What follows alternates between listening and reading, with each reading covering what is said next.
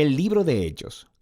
En el primer video vimos que Lucas empieza el libro mostrándonos cómo el Jesús resucitado fue exaltado como el Rey del mundo. Él prometió enviar el Espíritu Santo como su presencia personal para empoderar a sus seguidores en su tarea de ir al mundo y ser testigos de las buenas nuevas de su reino, hasta que un día Él regrese. Y así empezó el movimiento en Jerusalén, cuando el Espíritu vino y transformó a los seguidores de Jesús en el nuevo templo prometido por los profetas de la Escritura. Pero esto generó conflicto con los líderes de Jerusalén y produjo la persecución de los cristianos. El Espíritu transformó esto en algo bueno. De hecho, se convirtió en el medio a través del cual las comunidades de Jesús, originalmente judías, fueron esparcidas fuera de Jerusalén para convertirse en un movimiento internacional multiétnico. Y la iglesia emblema de este diverso movimiento de Jesús estaba en Antioquía, la ciudad más grande del Imperio Romano en esa área. Nos quedamos con Bernabé y Pablo sirviendo en la iglesia de Antioquía, y el Espíritu mueve a la iglesia a enviarles en un viaje misionero,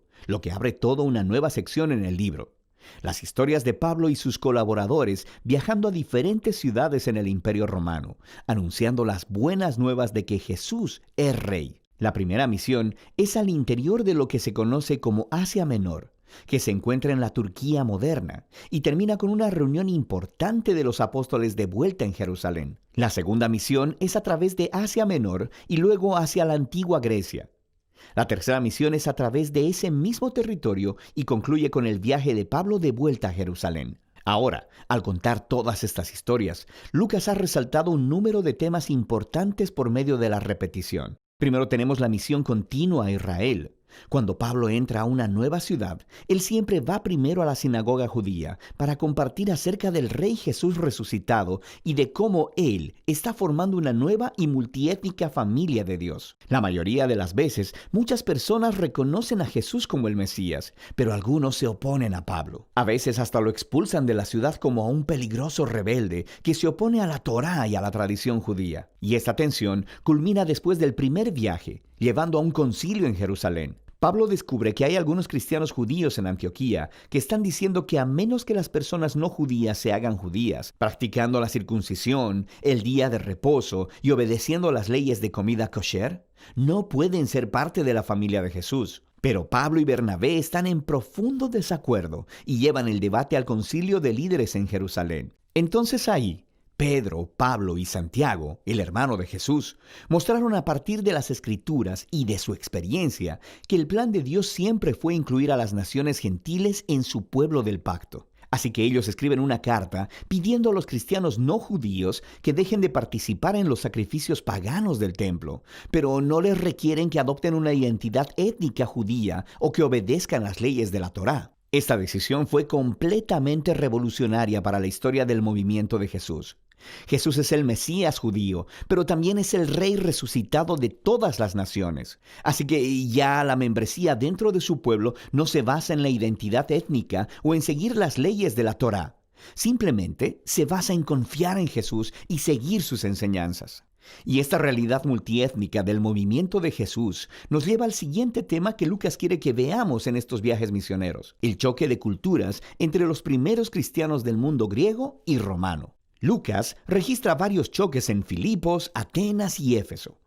Pablo va y anuncia a Jesús como la revelación del único Dios verdadero y como Rey del mundo, que muestra a todos los dioses e ídolos como impotentes y fútiles. Y su mensaje es consistentemente visto como subversivo del estilo de vida romano y se le acusa de ser un peligroso revolucionario social. Estas historias muestran cómo las comunidades de Jesús, multiétnicas y monoteístas, no encajaban en ninguna caja cultural conocida por el pueblo romano. El mundo antiguo nunca había visto nada como ellos, y los cristianos despertaron más que solo sospechas. Otro tema que Lucas repite es cómo Pablo y los cristianos son constantemente acusados de rebelión y hasta traición contra el César, el emperador romano. Las personas entendieron correctamente a Pablo.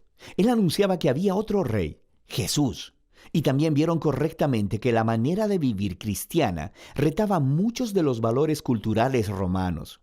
Pero cada vez que Pablo es arrestado e interrogado frente a los oficiales romanos, ellos no ven ninguna amenaza y lo liberan. Estas historias nos muestran la paradoja que la iglesia primitiva presentaba al mundo. Era un movimiento mesiánico judío, pero era étnicamente diverso, lleno de comunidades que trataban como iguales a los hombres y a las mujeres, a los ricos y a los pobres, y a los esclavos y a los libres. Y todos ellos confesaban su lealtad solo al Rey Jesús y no a ningún otro dios o rey. Así que su mismísima existencia ponía de cabeza los valores centrales de la cultura romana.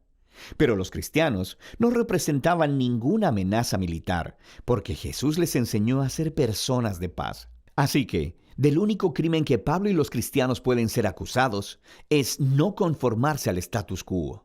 La última sección del libro retorna su enfoque al testimonio de Pablo esparciéndose desde Jerusalén hasta Roma. Su último viaje misionero termina en Jerusalén, donde su controversial reputación le precede. Es atacado por los judíos, quienes piensan él ha traicionado a Israel, lo que atrae la atención de los soldados romanos, quienes piensan que Pablo es un terrorista de Egipto, empezando una rebelión.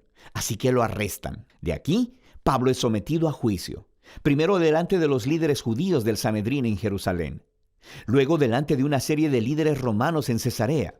Allí está el gobernador Félix, quien remite el caso de Pablo al siguiente gobernador, Festo, quien eventualmente trae a Pablo delante del rey Agripa. Él termina en prisión durante años, aunque los cargos en ninguno de los tribunales fueron probados, porque lo que estaba haciendo era anunciando su esperanza en la resurrección que ha sido cumplida en el Rey Jesús. Esto difícilmente puede ser probado como un crimen, pero a este punto, el sistema legal romano no puede simplemente liberarlo, así que Pablo termina apelando a la Suprema Corte de Roma.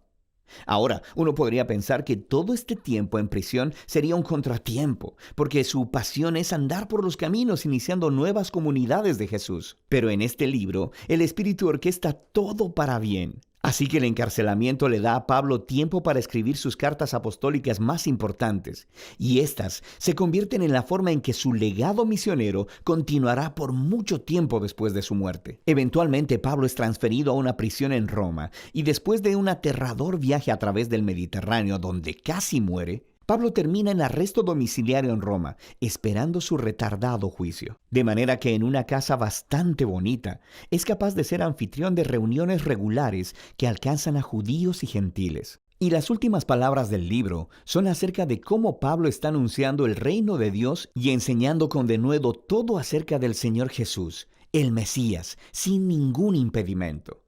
Todo esto sucediendo bajo las narices del César en Roma. La obra unificada de Lucas Hechos hace mucho más que darnos la historia de Jesús y la iglesia primitiva. Nos muestra cómo el reino de Dios vino a la tierra, como existe en el cielo, a través de la vida, muerte y resurrección de Jesús y de la venida de su Espíritu, empoderando a la iglesia para ser testigos desde Jerusalén hasta los confines de la tierra. Y mientras Lucas cuenta la historia, nos ha dado muchos ejemplos de cómo luce la fidelidad al Rey Jesús, compartiendo las buenas nuevas del resucitado Rey Jesús por medio de palabras y acciones. Significa formar comunidades de Jesús muy diversas, donde personas de todas las clases se reúnan, sean tratadas con igualdad, comprometan su lealtad al Rey Jesús y vivan obedeciendo sus enseñanzas. Todo esto se hace confiando en el poder y la guía del Espíritu Santo para liderar el camino hacia adelante.